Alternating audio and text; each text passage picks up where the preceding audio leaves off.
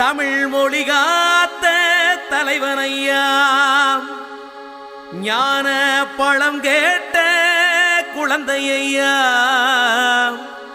அப்பனுக்கு பாடம் சொல்லி ஆறுபடையாட்சி செய்யும் ஏசாமி முருகனையா. வெற்றிவேல் முருகனுக்கு.